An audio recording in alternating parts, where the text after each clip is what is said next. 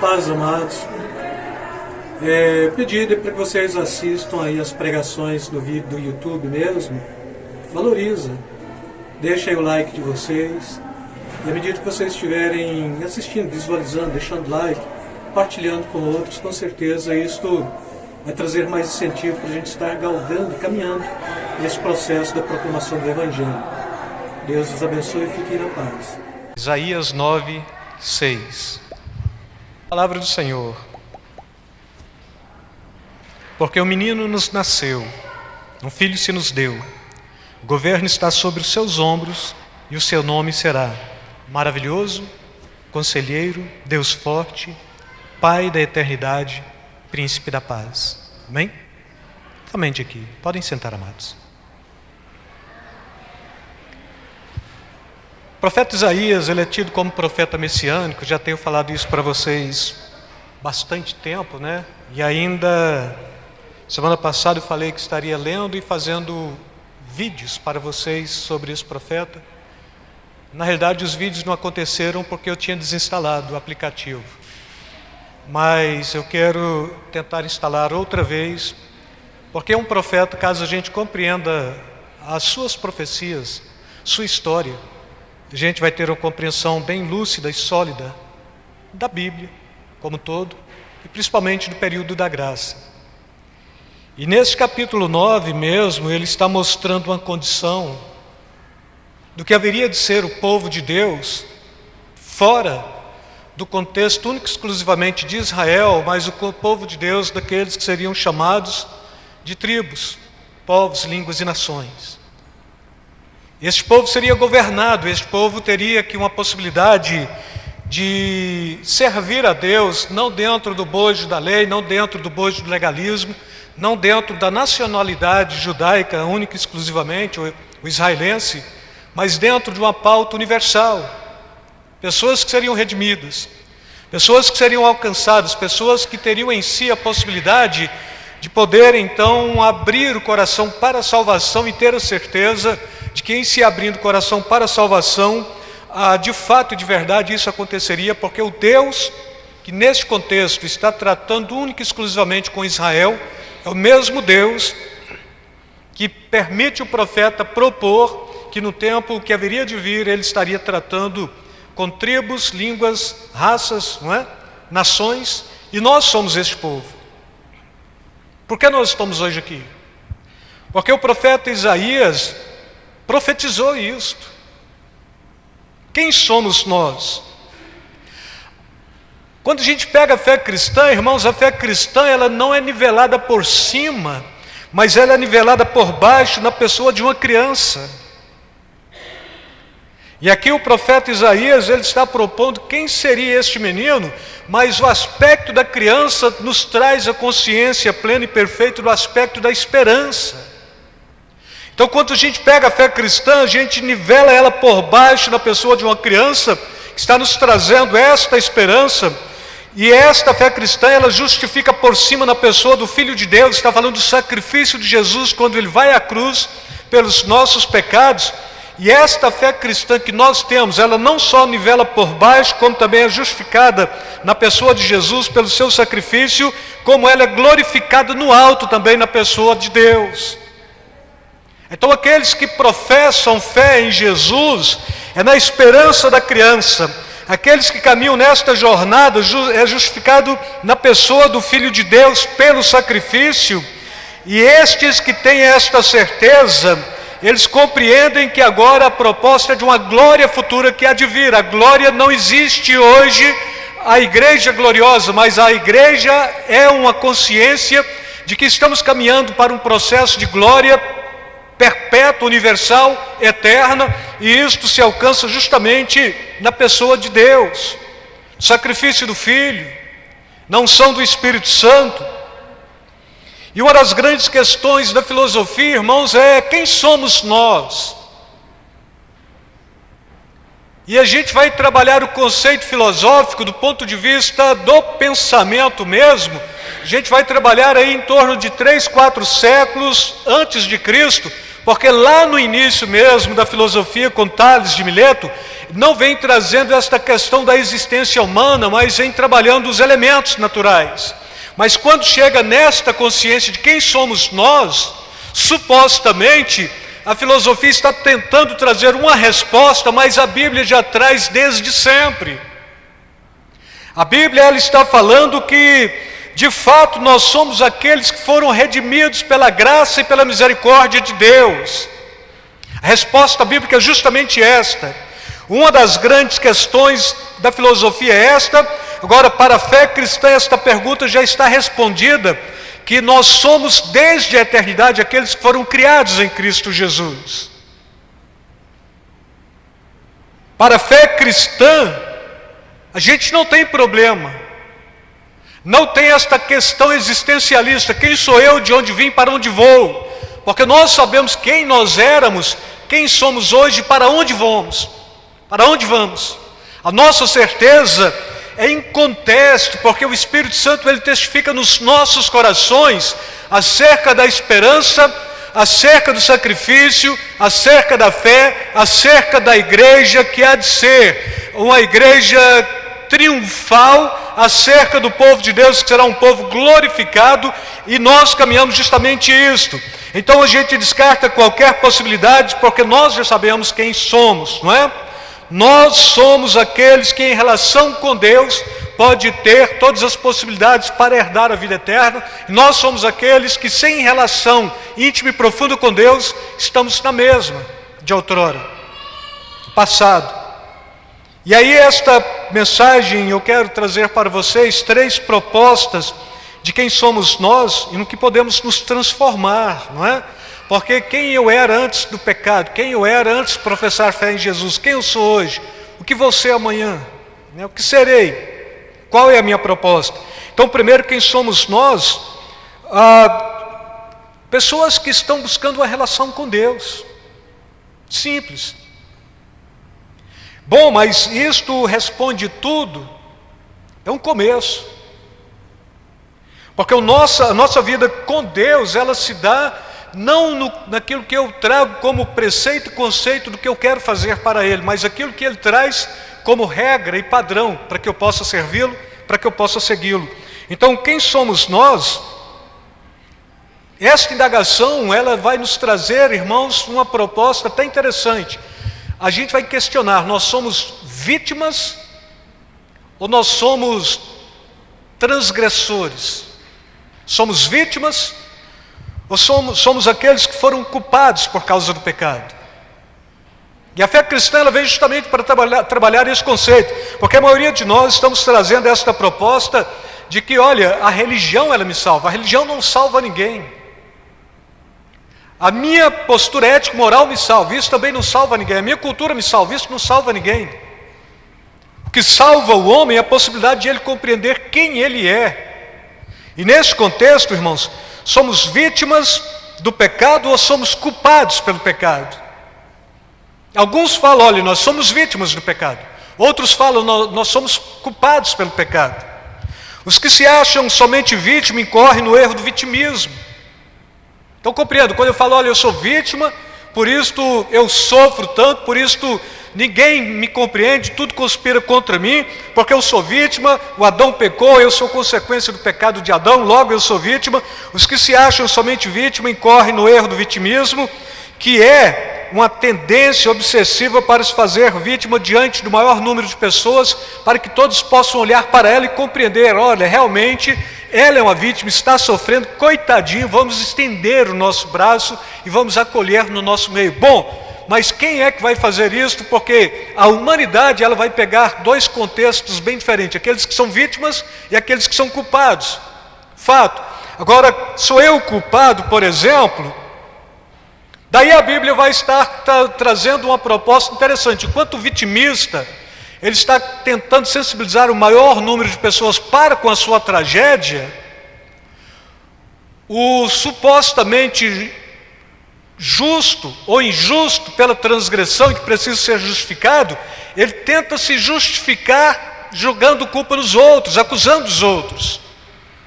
É muito comum dentro de uma comunidade como a nossa encontrar pessoas que compreenderam bem o conceito de que éramos vítimas e que éramos injustos diante de Deus, transgressores diante de Deus, refazer isso pela fé para caminhar com o Senhor. Mas é muito fácil também encontrar dentro das nossas igrejas dois grupinhos bem distintos: aqueles que são vítimas e aqueles que são transgressores. As vítimas, elas vão tentar de todas as formas sensibilizar, trazendo um conceito de vitimismo. Contrapartida também, a gente vai pegar aqueles que têm este senso de justiça pela injustiça do pecado e vai querer tentar justificar os seus pecados culpando os outros. E depois, com justificativa muito simples: aquele que não tem pecado, atire a primeira pedra. Palavra de Jesus, que funciona bem na boca de Jesus, no ato em que foi pego, em que uma mulher ia ser supostamente apedrejada por adultério, e o pessoal está aqui lançando uma sentença para Jesus, ou cobrando de Jesus uma sentença contra a mulher. Então esta palavra funciona para ele, não funciona para mim. Caso eu peque e tente justificar o meu pecado, falando quem não tem pecado atire a primeira pedra, é falta de consenso, falta de legitimidade, falta de inspiração, falta de compreensão da palavra de Deus. E o que nós podemos então, irmãos, é compreender que no nosso meio, todos quantos vieram para a fé cristã, eles vieram vitimados e transgressores. Vieram como vítimas e vieram também neste contexto como sendo aqueles que incorreram na injustiça do pecado. E se a gente compreende isso, a gente caminha bem. Se nós somos culpados, Ele nos justifica. Se nós somos culpados, Ele nos santifica. Se nós somos culpados, Ele nos salva para a vida eterna. Porque este Deus que nós servimos, Ele quer nos libertar da escravidão, Ele quer nos curar as feridas e Ele quer nos restaurar dos traumas passados. Então, o Deus que nós servimos, Ele quer que pessoas tenham um senso de justiça comum para estar acusando os demais? Não. Porque um só pode nos acusar, é Deus. Um só pode nos defender, é Deus. Pessoas feridas, pessoas injustiçadas. Os feridos, porque o pecado de Adão trouxe ferida, morte, trouxe feridas na alma, trouxe um bocado de coisas. O ser injusto do homem também está único e exclusivamente em Adão, porque ele pecou, logo a humanidade pecou nele e todos estão caminhando em pecado. Quem pode nos redimir disto? A Bíblia diz Jesus. O profeta Isaías está pegando uma figura de uma criança. E quando ele pega a criança, ele está nivelando a humanidade por baixo. Não pelo rótulo da religião judaica, não pela estrutura do sacerdote que tinha que ter acima de 30 anos acima. Ele pega uma criança, ele pegou uma criança. É o filho, é o menino. É este aí que vai começar uma saga na infância e vai concluir esta saga na sua fase adulta e vai pegar tudo aquilo que foi proposto nesta sua saga e nesta sua caminhada, cravar em uma cruz, morrer, ressuscitar ao terceiro dia. E a saga de Jesus inclui todos nós. Todos estamos dentro deste bojo. Ele caminhou por cada um de nós. Ele se ofereceu por cada um de nós. Ele justificou a cada um de nós. Ele santificou a cada um de nós. Ele permitiu que cada um pudesse ter esta proposta única, exclusiva da salvação. Então, se nós temos isto, da culpa, a realidade é que todos nós somos culpados e todos nós somos transgressores em Adão mesmo, não é? E somos todos vítimas pelo mal causado por esta transgressão chamada pecado. Não era para ser assim, mas foi assim, não é? E daí? Não existe o que só é vítima e não existe o que só é culpado. A gente tem uma mania de falar bandido e cidadão de bem. O que caracteriza um bandido? O que caracteriza um cidadão de bem? A gente tem essa mania de dividir. E nesse contexto a gente sai criando rótulos e pondo nas pessoas, impingindo nas pessoas, não é? Mas todos não são vítimas e todos não são culpados. É o que a Bíblia está falando, não é? E aí, irmãos, quando a gente analisa isto bem, segundo o aspecto de quem somos nós, não é? Pessoas passivas da salvação. E esta passividade da salvação, esta possibilidade da salvação, ela vem mediante uma resposta ao Evangelho pregado a cada um de nós. Por consequência, todos nós nos nivelamos em Adão. Por misericórdia, todos nós podemos nos nivelar em Cristo Jesus. Amém? O Evangelho nos traz uma mensagem de perdão e de justificação e vida eterna, mas também de cura das feridas, de libertação dos traumas. Em Adão todos pecaram, e todos nós demos legalidade para o mal, para as trevas, para o próprio Satanás. Em Cristo, todos somos libertos das trevas. Está em nossas mãos. Todos somos libertos da legalidade do mal. Todos, em Cristo Jesus, deixaram de ser subjugados por Satanás. E aí Paulo está escrevendo aos Colossenses e ele está falando, e ele nos libertou do império das trevas e nos transportou para o reino do Filho do seu amor, ou para o reino do seu Filho amado. Então, onde estávamos? Subjugados no império das trevas, pecado, transgressão, iniquidade, feridas de alma, injustiçado, tudo lá. O que Jesus fez? Ele, pelo seu sacrifício, Ele te tirou de lá do império das trevas, Ele te transportou. O que Deus fez? Fez isto, para que de fato a gente possa não mais continuar sendo o mesmo, mas possa ter a dignidade de uma transformação de vida, pela ação e pelo poder do Espírito Santo. Por isso não podemos continuar sendo o que éramos antes da nossa conversão. Ou você continua sendo filho e herdeiro com Adão, ou lhe está proposto a condição de ser filho e herdeiro com Cristo. Com Adão estamos herdando tudo que não presta, com Cristo estamos herdando a possibilidade de vida eterna, e a Bíblia está falando que seremos co-herdeiros com Cristo, ou estaremos herdando junto com Cristo a vida eterna. É o que a Bíblia está falando. Filhos herdeiros com Adão, a gente herda a morte, traumas, todos os traumas, a gente vai compreender, está na frustração. Em Adão a gente herda a injustiça, as feridas, a perdição eterna, mas em Cristo Jesus, como filho herdeiro com Cristo, herdamos a justiça, a cura dos traumas passados, as frustrações, herdamos cura para as nossas feridas e a vida eterna. Não existe meio termo. Como também, irmãos, não existe o não querer opinar. Bom, eu não sou crente, mas também eu não sou mundano. Não existe isso. A Bíblia não joga com essa possibilidade. Ou você é servo de Deus ou você não é. Ou você é filho das trevas ou você é filho da luz. Ou você abre mão da sua velha natureza em detrimento de uma nova natureza que se renova cada manhã, que é mediante o sacrifício de Jesus. Você abre mão desta nova natureza para viver aquilo que você era. É por isso que não condiz dentro da igreja pessoas que se dizem cristãos, que tiveram um encontro de fé, foram impactados pela ação e pelo poder do Espírito Santo, não terem tido uma mudança genuína de vida, porque Ele te transportou do império das trevas para o reino do seu Filho amado. Então o que éramos ficou lá atrás, império das trevas. Onde nós estamos? No reino de Jesus, no reino do Filho amado de Deus. O que nós precisamos ter como filhos do reino? Transformação de vida. Por qual ação? Pela ação do Espírito Santo. Bom, mas é que eu sou bonzinho. Não serve. Eu fiz um curso de relações públicas e humanas para atender bem as pessoas. Não serve.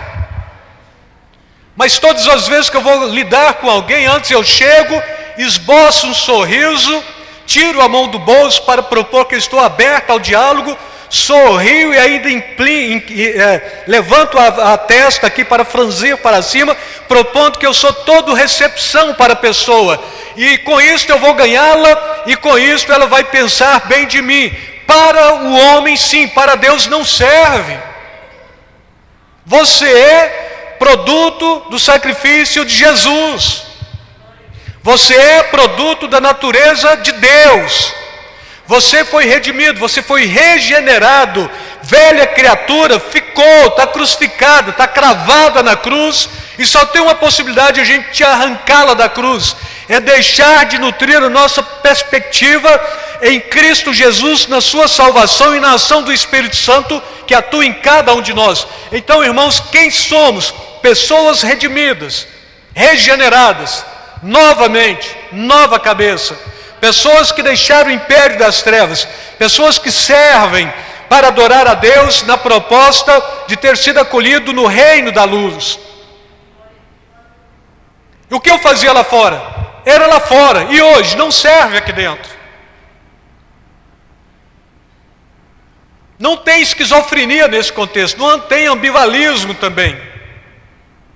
Crente é crente. Crente é regenerado, é salvo. Crente é regenerado, é salvo, é nova criatura. Tem um novo reino. Não mais o das trevas, é da luz. A proposta cristã é da clareza plena, da transparência total.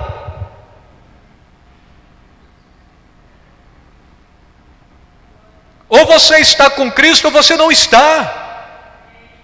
Não existe uma possibilidade neutra.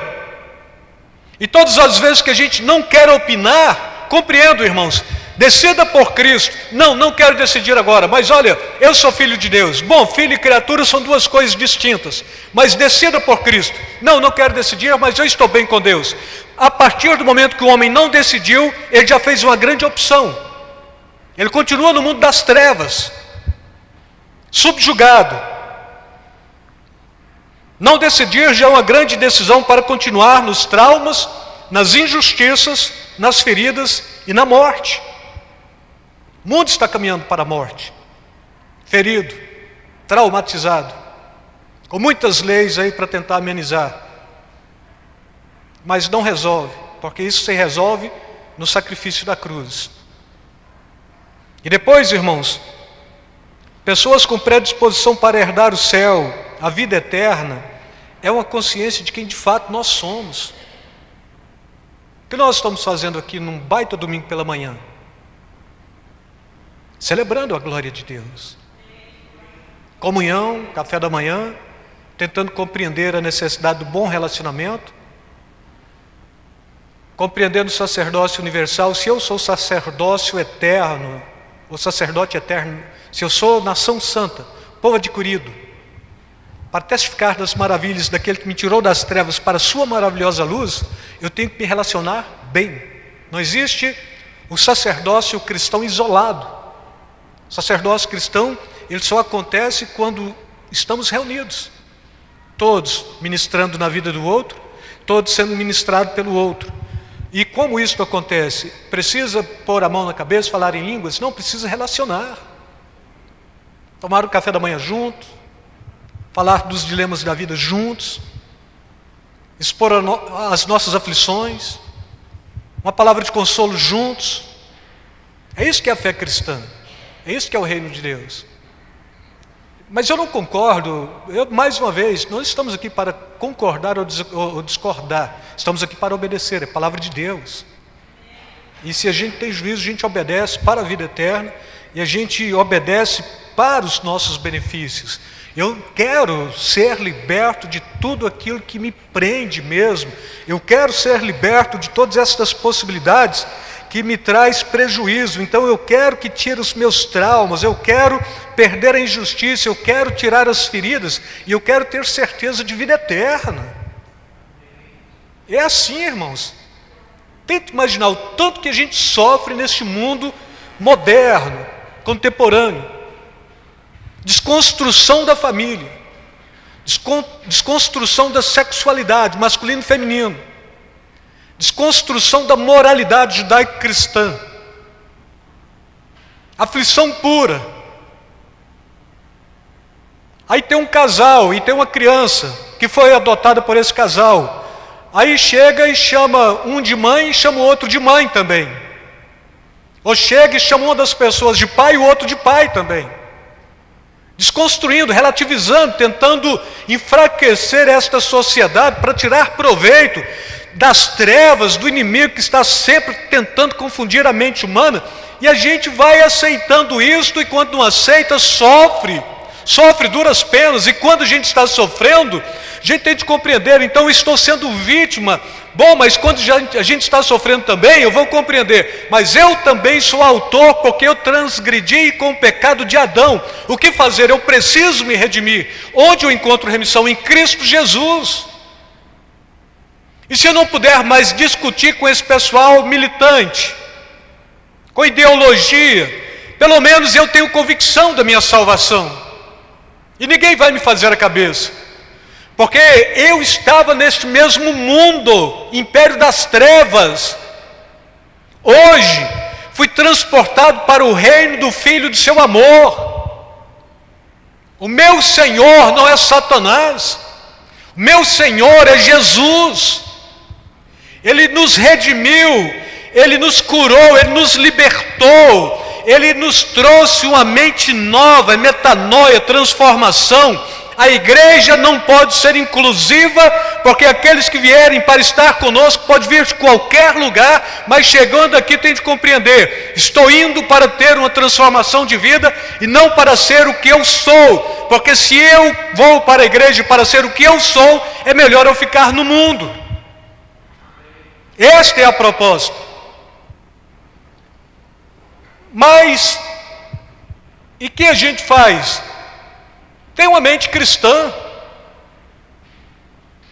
Nós temos uma predisposição para a vida eterna. E no céu, irmãos, não entra injustos, no céu não entra gente ferida, que é um grande dilema, porque olha, aquele camarada é injusto, é carnal, ele não vai para o céu, e aquele outro é cheio de feridas, de traumas, aí ele vai para o céu. Não vai. Porque você, para ir para o céu, você tem que ser regenerado em Cristo Jesus, ser nova criatura, ser nova natureza. Tudo aquilo que o mundo te causava, não causa mais. Tudo aquilo que o mundo causou na sua vida, Deus curou. Na cruz do Calvário foi curado, foi restaurado. E a Bíblia está falando, mas Ele foi ferido por nossos pecados, moído pelas nossas iniquidades. Castigo que nos traz a paz estava sobre os seus ombros, por suas pisaduras fomos sarados. Então olha, eu estou cheio de mágoas, de ressentimentos, sou injustiçado, ninguém me entende, cheio de trauma, de ferida, psicose, paranoia, mas graças a Deus, porque Jesus veio para mim. Ele não veio para você nesta condição, Ele veio para te tirar desta condição. Caso você queira ficar nesta condição, o céu não é para você. Bom, mas é porque eu era injustiçado. Nós, vítimas e injustos. E daí, para entrar no céu, eu tenho que compreender que eu devo perder todas as feridas, todos os traumas, toda a injustiça. E como eu faço? Mediante a ação e o poder do Espírito Santo. Somente assim. E se eu não conseguir? Você nunca vai conseguir. Porque o homem pelo homem é mau. A Bíblia está falando, o próprio Jesus, aquilo que é impossível para o homem é possível para Deus. Deus é que te conduz de vitória em vitória, de triunfo em triunfo. Quando você entrega as suas mãos, a sua vida na mão do Senhor, você para de ter razão, para de ser militante, para de ser injusto, para de ser traumatizado e ferido, e você vai caminhar, e este que te conduz, Ele te consola, Ele te alenta, Ele te restaura, Ele te põe de pé, Ele te justifica, Ele cura as suas feridas. E um aspecto bem interessante é o próprio Isaías trazendo a consciência do Cristo que nos tira as transgressões, que nos tira a iniquidade e que cura as nossas feridas todinho no seu próprio corpo. Amém? O evangelho que só justifica não é evangelho. O evangelho que só cura também não é evangelho. Não existe evangelho de divã. Verdadeiro evangelho, ele não só cura, como também ele justifica. Amém? Ele te põe como cidadão dos céus e Ele cura todas as suas enfermidades. Boa parte de nossas igrejas só apresentam uma característica do Evangelho, ou que cura, ou que liberta. E aí a Bíblia nos traz uma compreensão, e nos anos 70, 1975, teve um concílio de pastores evangélicos na cidade da Suíça, com a proposta de reunir estratégia para evangelizar o mundo. E eles chegaram à conclusão de que, para evangelizar o mundo, o evangelho tinha que ser o evangelho todo, pregado para o homem todo, para todos os homens. E se de fato a gente vive esta consciência, o evangelho todo, para todo homem, para todos os homens, para o homem todo, de fato a gente vai pregar o evangelho todo. O evangelho da justificação, o evangelho da justiça, o evangelho da libertação, o evangelho do confronto, o evangelho que te desconstrói como ser humano para te reconstruir na pessoa do Espírito Santo, o evangelho que te garante os céus. Então, o que a gente faz? A gente não está dando conta de pregar o evangelho, vamos fazer a cesta básica para os outros. É muito comum ouvir isto.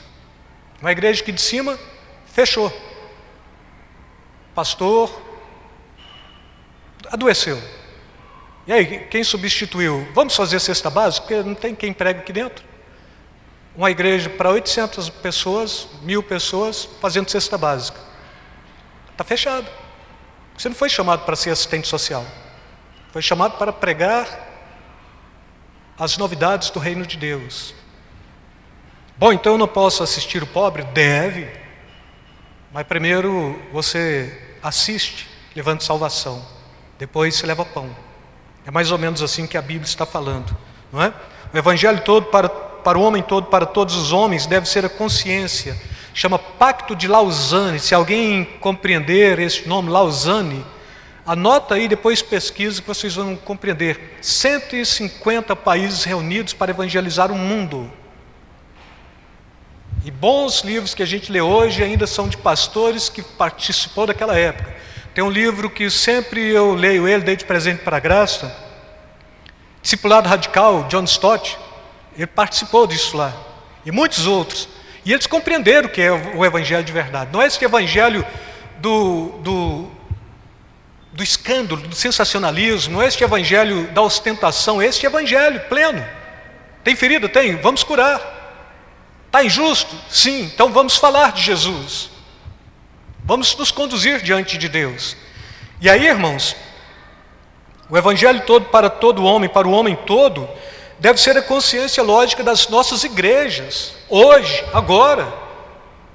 Bom, e o que a gente faz? A gente vai fazer campanha para curar as enfermidades? Bom, tem um bocado de gente fazendo campanha para curar as enfermidades, quando sai da igreja, vai e faz mais feridas ainda, tem que voltar para outra semana, fazer outra campanha para curar a enfermidade, e depois vai de novo, depois vem cheio de ferida, não, tem que ter transformação de vida.